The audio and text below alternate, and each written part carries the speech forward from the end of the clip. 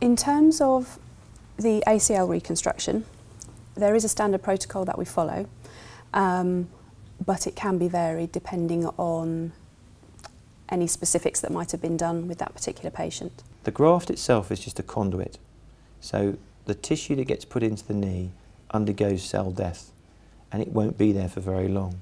Now, as it declines in strength, the body repopulates it, and new cells grow in, and it becomes a living vascular thing again.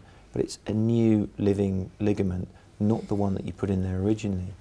Now, that process of ligamentization, which is a big medical word that I'm sure is made up, takes a year, and you can't accelerate that.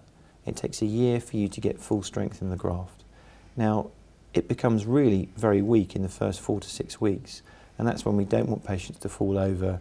We don't want them to come in and say, I went to the Christmas party and had an accident, because it's at that point where the graft's likely to re-rupture. The biggest challenge for the patients following an ACL reconstruction, I think, is actually for a lot of people to slow themselves down.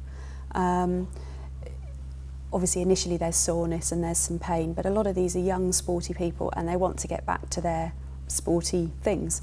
And because of how an ACL heals, they may feel ready to go back to running and things like that, and we really often have to hold them back and say, no, you have to wait till it's reached 3 months. Beyond 6 weeks, the graft starts to pick up in strength, and by 3 months it's pretty strong, but not strong enough for twisting and turning activities.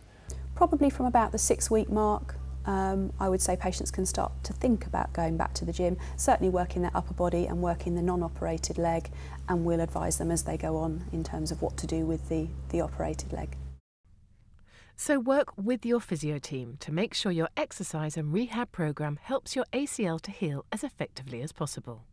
You can find more information about specific exercises in the downloadable document in the resources section of the website.